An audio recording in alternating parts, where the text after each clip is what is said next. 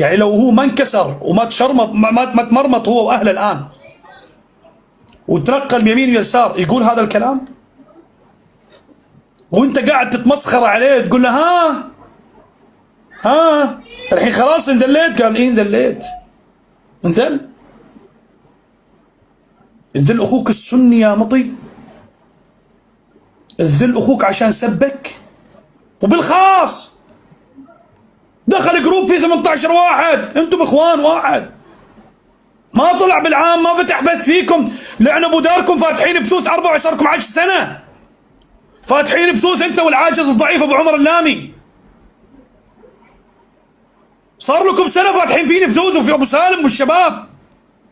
زعلان عشان واحد دخل سبك انت وكتوننص واللي معاكم، زعلان بس عشان دخل سب. طيب يا اخي خو هددوا والله لن نصلخك والله نعمه يا اخي، افتحوا في بث. ارفع قضيه رسميه، ارفع قضيه رسميه. فلوس يا اخي، روح السفاره ارفع عليه قضيه وتوكيل محامي وامور طيبه. اما انك يتم تسريب المعلومات الى الميليشيات والى المخالفين الله المستعان، وحاليا مطلوب هو يعني خلاص انتهى الان، هويته انتشرت اخوان. جاء واحد قال له يبحثون عنك اطلع، حرام اخوك هذا يا اخي، لو كان مسيحي ما يجوز. والله اني انا كان الشخص قائد حرب عندي خلاف شخصي وياه والله العظيم، لكني والله اني ما تحملت اني اشوفه بالطريقه هذه. ولا احد يتحمل حتى لو عندنا خلافات شخصيه يا ابو، مستحيل اوصل للمرحله هذه. حسبي الله طبعا يا ابو حبيب قلبي، طبعا انا لو بيني وبين اي احد خلاف شخصي ما ارضى ان احد يجي يضر ويكسر راسه يقول له ها ذليت، يقول له نعم ذليت، حرام.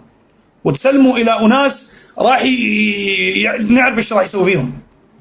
ما يصلح الامر هذا امر يعني والله العظيم. لو قلنا بكردستان يمكن اهون الموضوع، لان كردستان اقصى ما يمكن تسويه تحقيق، وما التحقيق تحطه كم سنه سنتين طلعه، لكن هناك اذا راح انتهى امره معه زوجته واولاده. ايش الخيانه هذه؟ ايش الخيانات هذه؟